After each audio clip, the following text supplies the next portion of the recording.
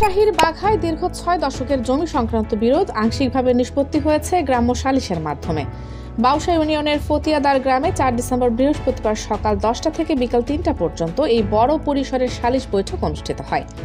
সালিসে উপস্থিত ছিলেন বাউসা ইউপি চেয়ারম্যান ভারপ্রাপ্ত আব্দুর রহমান, অবসরপ্রাপ্ত শিক্ষক আব্দুল জলিল, উপজেলা বিএনপির সাবেক সভাপতি সহকারী অধ্যাপক জাহাঙ্গীর হোসেন, বাউসা ইউনিয়ন বিএনপির সভাপতি অধ্যক্ষ রেজাউল করিম, সাধারণ সম্পাদক নাসির উদ্দিন, বাঘা প্রেস ক্লাবের আহ্বায়ক আব্দুল লতিফ মিয়া, বিএনপি নেতা আব্দুর রশিদ মাস্টার, রাজশাহী জেলা স্বেচ্ছাসেবক দলের যুগ্ম আহ্বায়ক নাজমুল হক, মণিগ্রাম ইউনিয়ন বিএনপির সাধারণ সম্পাদক আব্দুস সামাদ মুকুল সহ এলাকার গণ্যমান্য ব্যক্তিবর্গ।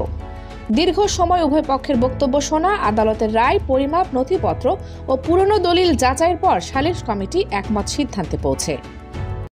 দেশ দর্পণ নিউজ, দেশের সাধারণ জনগণের সংবাদ মাধ্যম। আপনার সংবাদ এবং বিজ্ঞাপন প্রচারের জন্য যোগাযোগ করুন স্ক্রিনে দেখানো হোয়াটসঅ্যাপ নম্বরে। জানা যায়, ফতিয়াদার গ্রামের মৃত তজিম উদ্দিনের ছেলে নাজিম উদ্দিন লালটু ও মৃত জেকের আলীর ছেলে আরিফুল ইসলামের মধ্যে পারিবারিক উত্তরাধিকার ও ক্রয় সূত্রে পাওয়া জমি নিয়ে প্রায় ৬০ বছর ধরে বিরোধ চলছিল। স্থানীয়ভাবে একাধিকবার অভিযোগ, থানায় জিডি এবং আদালতে মামলা করেও জটিলতায় দীর্ঘসূত্রতা দেখা দেয়। এতে দুই পরিবারের সম্পর্ক উত্তিক্ত হয়ে ওঠে। সালিস সূত্রে জানা যায়, নাজিম উদ্দিন লালটু পাঁচপাড়া মৌজায় তার প্রাপ্য ৭ একর ২৫ শতাংশ জমির চেয়ে ২ একর ২২ শতাংশ বেশি, অর্থাৎ মোট ৯ একর ৪৭ শতাংশ জমি ভোগ দখলে রেখেছিলেন।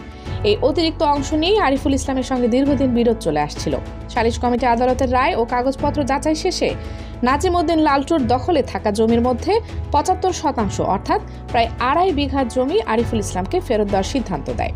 সালিসের সভাপতি অবসরপ্রাপ্ত শিক্ষক আব্দুল জলিল জানান, সিদ্ধান্ত অনুযায়ী সার্ভেয়ারের মাধ্যমে আরিফুল ইসলামকে ৬৩ শতাংশ জমি হস্তান্তর করা হয়েছে।